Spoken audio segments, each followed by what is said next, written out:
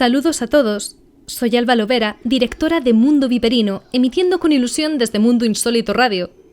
Acompañada de la calidez que me brindan mis compañeros de equipo y con la seguridad que proporciona una investigación rigurosa, se da comienzo a un programa tan real como la vida misma. Al fin y al cabo, no hay nada más aterrador que la verdad.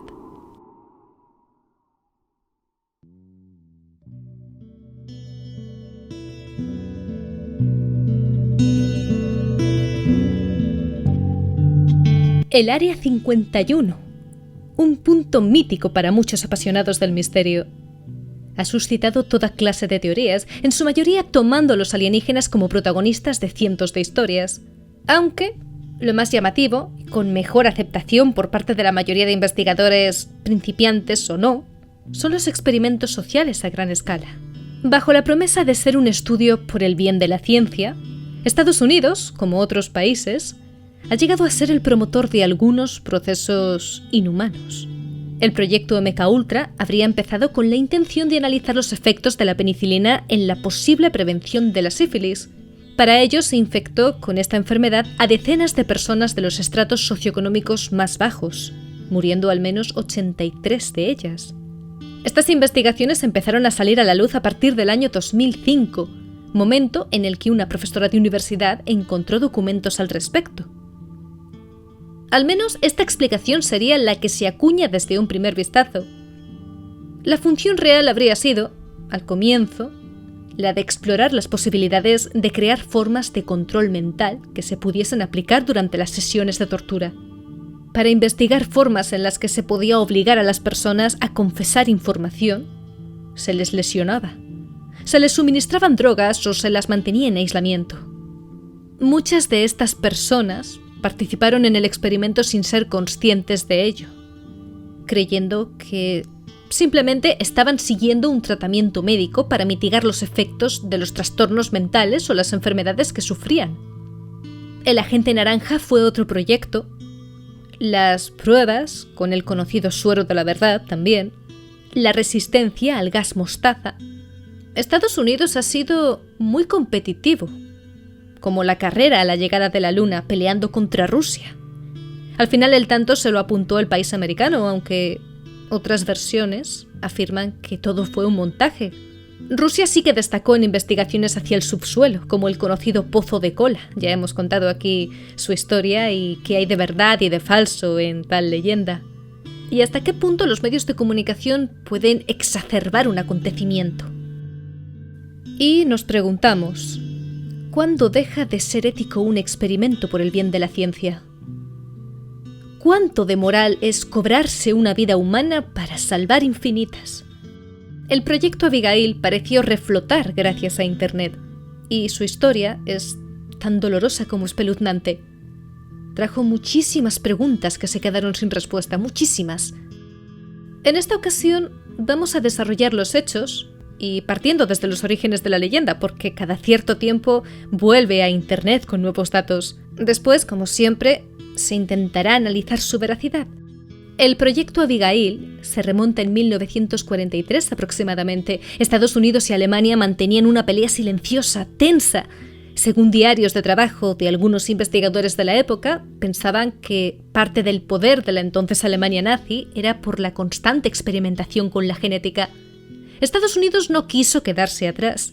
Ya saben que la ambición a veces no conoce límites y aprovecharon el Área 51 para hacer del espacio un entorno hermético y seguro en el que comenzar a perseguir la creación de una especie humana, una superraza poderosa que pudiera sobrevivir a condiciones extremas. Se aspiraba a conquistar el planeta entero. Durante la Segunda Guerra Mundial, Estados Unidos se habría consolidado como una de las mayores potencias mundiales. Costaba mantener el estatus. Y entonces, para concretar más aún ese proyecto de superraza, se fijó un objetivo final: que las condiciones extremas se refirieran a resistir, o al menos que no afectara tanto como al ser humano ordinario, las armas biológicas. El nombre de Joseph Mengele o Mengele resonaba entre esas paredes. ¿Sus actos eran propios de un loco? ¿De un genio? o una exageración de las malas lenguas. La película de El Capitán América abrió la veda. Todos se fijaron en él e idearon una solución: la mutación genética. Buscaban el gen soldado, así lo llamaban, un gen que también ayudaría a resistir las balas y a fortalecer los músculos para adquirir mayor velocidad. Este proyecto lo encabezó Albert Weinst. Otros documentos certificarían que su apellido real era Levesque, un caballero discreto, entrado en años, de baja estatura, cabello negro y raíces judías. Pese a su voto de silencio con los trabajos de investigación, solía compartir cada detalle con su dulce hija, Abigail. La pérdida de su esposa en un fatal accidente le unió más a ella. «Cada vez que te miro a los ojos, me recuerdas a mi mujer», le decía Albert. En una pareja siempre hay alguien que queda embelesado por la fuerza del otro, y en mi caso, ella era lo mejor de los dos. Abigail siempre cuidaba de su padre y en ocasiones administraba algunas gestiones pendientes de su agenda. Le prometía a su hija que siempre la iba a proteger, promesa que no rompió nunca, porque siempre velaba por su bienestar personal.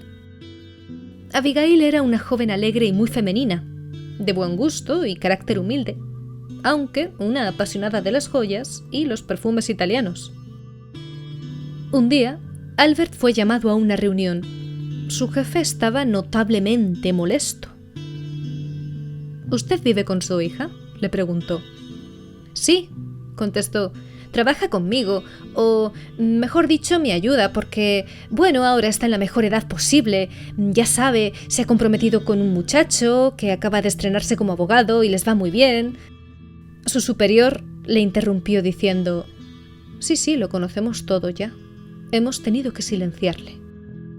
Esas palabras mordieron el corazón de Albert. Ya sabía a qué se referían cuando escuchaba la frase «hemos tenido que silenciarle». Su hija habría contado parte de sus investigaciones a su prometido, y esa indiscreción había provocado que dieran con él y acabaran con su vida. Su jefe pareció leerle el pensamiento, y lo que le respondió le dejó helado. «La culpa», dijo, «no es de su hija, es suya. Por haberle compartido cosas de su trabajo, hemos tomado una decisión». Albert salió de la sala de reuniones una hora después. Estaba hecho pedazos. Le costaba incluso tragar saliva. Parecía que la boca se le había vuelto de cartón. Su cabeza daba 1000 vueltas. Esa noche no cenó, no pudo. Su hija llegó a preocuparse, pero más aún se inquietó cuando, al llegar a casa, contempló a su padre despeinado, con ojeras y mal sentado en un sillón. Aquel investigador no se anduvo con rodeos. Le explicó a su hija que ella debía ser partícipe del experimento que el Área 51 había iniciado. La joven se quedó impactada. Tras largas horas de conversación, al final aceptó. Al fin y al cabo, pensó, esto es un experimento que, si no resulta, se suspenderá. Y por otro lado, su propio padre no iba a permitir que le pasara nada malo.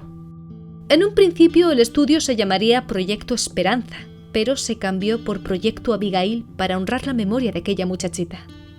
Los dos, padre e hija, se mudaron a este recinto del Área 51 donde se les proporcionó un dormitorio y un estudio compartido. La primera fase fue simple, de adaptación, y supuso un gran cambio en la vida de la joven. Tuvo que deshacerse de su vestido y las joyas, ponerse un mono básico y mudarse a otra habitación pequeña y gris. No le permitían entablar contacto con nadie, salvo con su padre a través del cristal una vez por semana y diariamente con los científicos que la observaban. También le cambiaron la dieta y tenía que ejercitarse en una cinta de correr. No podía hacer nada, absolutamente nada, nada sin que el equipo de investigación lo supiera, lo que le supuso un duro golpe los primeros días. Un psicólogo la visitaba también cada 2 semanas, aunque era distante, frío. Abigail lo consideraba un chismoso más que un profesional. Sabemos de todo esto por los registros del supuesto diario que llevaban. En la segunda fase empezaron los pequeños avances.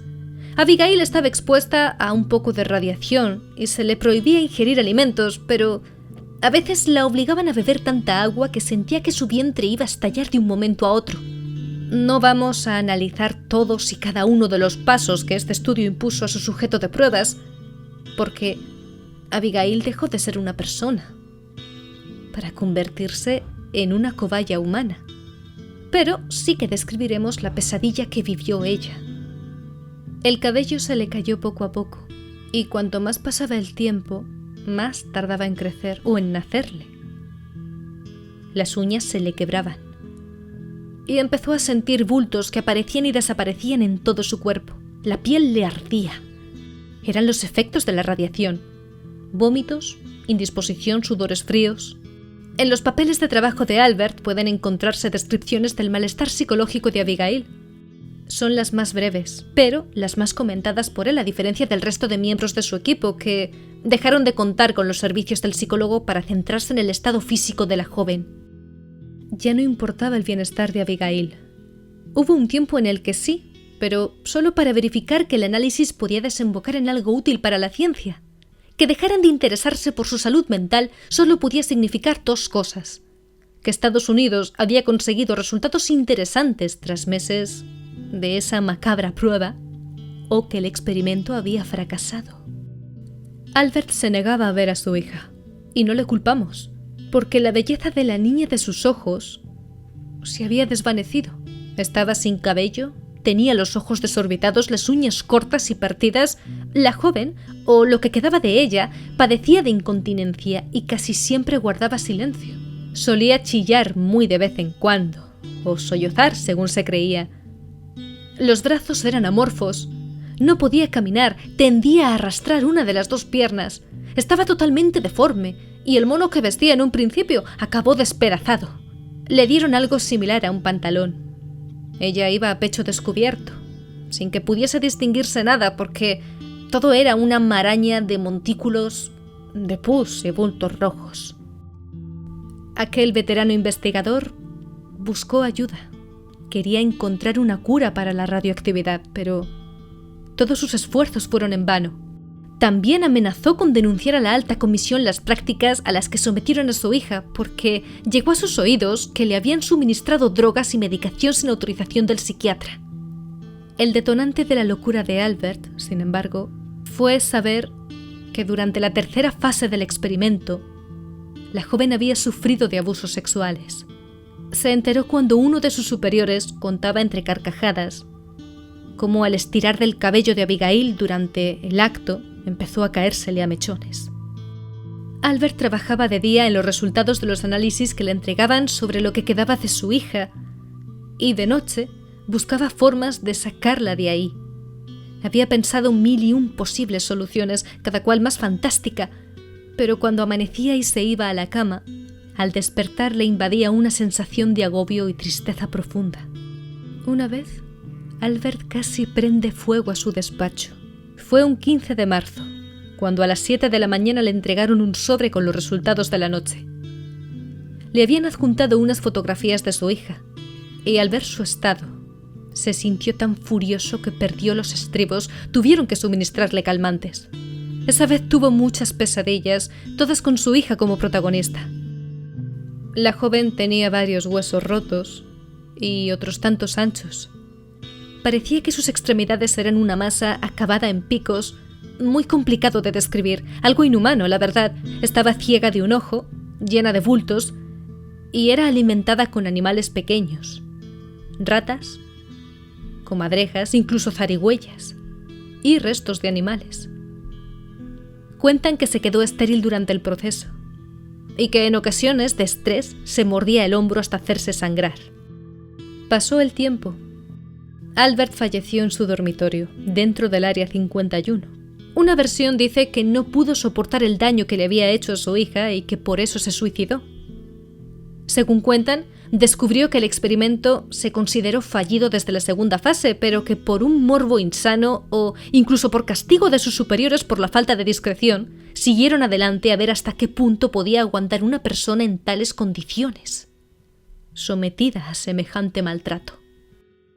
Otra versión afirma que Albert fue suicidado que uno de sus compañeros lo asesinó porque descubrió la desesperación de aquel anciano por entablar contacto con numerosas organizaciones pidiendo auxilio. Pero igualmente ambas explicaciones coinciden en lo mismo. El proyecto Abigail resultó fallido antes de llegar al Ecuador. Cuando Albert murió, dejaron de alimentar a Abigail. Los archivos no se perdieron. Se quedaron dentro de un montón de cajas, plastificados y mal ordenados. Los descubrió un bedel de la Universidad de Harvard años después, casi por accidente, cuando le entregaron la caja por error. Intentó trasladar el contenido a los departamentos de historia cuando se dio cuenta que los agentes a los que acudió para denunciar el caso estaban comprados. Aquel bedel murió antes de cumplir los 43 años. Murió en extrañas circunstancias, por cierto. Pero afortunadamente el proyecto Abigail es conocido hoy en día. Pero, ¿qué hay de cierto en todo esto? Oficialmente se cree que un 99% es falsa. La explicación que desmonta la leyenda del proyecto Abigail tiene como fuente principal los documentos facilitados por Snowden, Edward Snowden, quien buscó en las profundidades de las redes de inteligencia de Estados Unidos, zambulléndose de lleno en los del Área 51. Sin embargo, tras múltiples esfuerzos, no se encontró nada relacionado ni con supuestos contactos alienígenas ni de ese polémico proyecto. La CNN recoge el testimonio del señor Snowden, que dice: «Yo tenía un acceso a las redes de la NSA, la CIA, los militares, todos estos grupos, y no pude encontrar nada».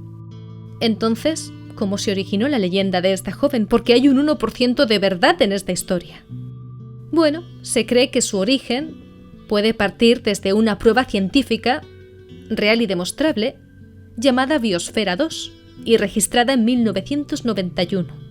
Según informa BBC Mundo, un total de 8 investigadores se ofrecieron voluntarios para encerrarse durante 2 años en una estructura de cristal y acero. En su interior se habían recreado varios ecosistemas del planeta Tierra.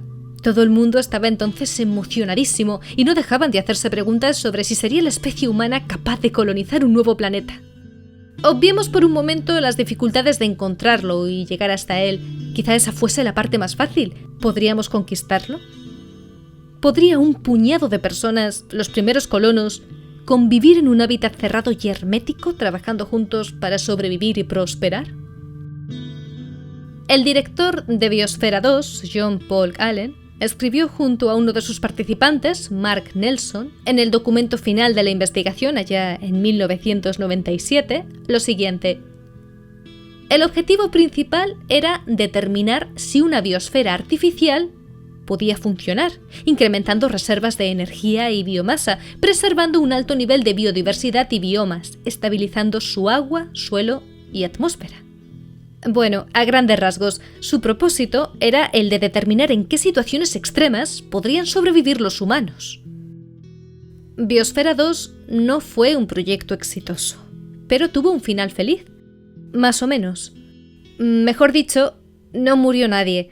No tuvo un final demasiado alegre porque sus participantes casi terminan a golpes. Literalmente, a guantazos, a bofetadas, se peleaban siempre. Aguantaron los 2 años de la misión, pero aunque lograron cosechar, entre otras cosas, plátanos, cacahuetes y batatas, la sensación de hambre fue constante. Sí, eran solo 8 personas, pero llevaban una vida muy activa. La comida simplemente no era suficiente. Los niveles de oxígeno también fueron un problema. Debido a que fue un periodo de tiempo inusualmente nublado para la región, las plantas del interior de Biosfera 2 redujeron su actividad fotosintética. A esto se unió que el suelo enriquecido para los cultivos estaba sobrepoblado de bacterias que también consumían oxígeno. Claro, pasados unos meses, la cantidad de oxígeno dentro del hábitat fue menguando hasta ser equivalente al de estar a más de 4.000 metros de altura. La situación se volvió crítica, y Roy Waldorf, el médico del grupo, tuvo que pedir en 2 ocasiones una inyección de oxígeno adicional y concedida a regañadientes. Inconvenientes con la alimentación, con la respiración, pero, sobre todo, muchísimos problemas personales. Los medios de comunicación seguían la operación y en vez de Biosfera 2 le concedieron el nombre de El planeta en una botella. fue una fuente de conflictos. Verán, los habitantes de la esfera se dividieron en dos bandos y se acusaban de robar y acumular comida, todo mientras seguían intentando recopilar datos de cómo era vivir en una atmósfera cerrada. Actualmente lo comparan con una edición especial de Gran Hermano, pero de temática científica. Paralelamente a todo esto, los ecosistemas y sus componentes también generaban obstáculos. Los peces morían en masa, lo que atascaba los sistemas de filtrado de aguas. Unos niveles de condensación inesperados hicieron del desierto un entorno excesivamente húmedo. Por algún motivo, la población de hormigas y de cucarachas creció desorbitadamente, igual que las enredaderas de la selva tropical, que llegaron a bloquear a las demás especies vegetales que la rodeaban. Según registros, el océano se había acidificado y la composición del aire estaba totalmente alterada. Bueno, de las 25 especies de animales vertebradas que se habían introducido 2 años antes, ¿solo quedaban ejemplares de 7? Es que, a ver, si nos detenemos a estudiarlo, no fue solo una importante apuesta científica, también una obra de ingeniería llena de desafíos. La estructura tenía que ser lo más hermética posible, pero a su vez tenía que aguantar los cambios de volumen del aire al calentarse y enfriarse. La solución fue diseñar un edificio que crecía durante el día y encogía por la noche gracias a unos diafragmas en las bóvedas. Además, potentes aparatos de refrigeración mantenían la temperatura controlada según las necesidades de cada ecosistema, consumiendo, como no por el camino, una gran cantidad de energía. En septiembre de 1993, los 8 tripulantes salían al exterior, habiendo perdido de media un 15% del peso que tenían al entrar, y alguno que otro también había perdido un poco de dignidad. Bueno, al final, Biosfera 2 y otro proyecto complementario consiguieron desarrollar nuevos estudios. Una experiencia sacrificada, pero bastante provechosa, como lo que comentábamos antes del pozo de cola. Pero, un momento, ¿existió alguna colaboradora llamada Abigail? Sí. 2 años después, se retiró en compañía de Mark. Recordemos que en Biosfera 2, la escasez de alimentos hizo que los denominados por la prensa biosferanos perdieran bastante peso, e igualmente, al mantener bajos niveles de oxígeno, existía el riesgo de que sufrieran daños cerebrales permanentes. Por ese motivo, el nombre Abigail habría sido utilizado para la creación de esta leyenda, de la cual no existen pruebas concretas, pero que sin duda genera mucho terror entre los cibernautas. Al fin y al cabo, sabemos hasta qué punto es capaz de llegar la especie humana con tal de lograr un objetivo, sobre todo si los riesgos recaen en cabeza ajena. Y más aún si hay corporaciones muy selectas financiándolo. Sin duda, y como ya hemos comentado en numerosas ocasiones desde Mundo Viperino, lo peor de esta clase de experimentos no son los que salen a la luz, sino los que faltan por descubrir, porque esos, aun incluso teniendo un final justo, siguen sumidos en un silencio abusivo. Nos vemos en el próximo programa.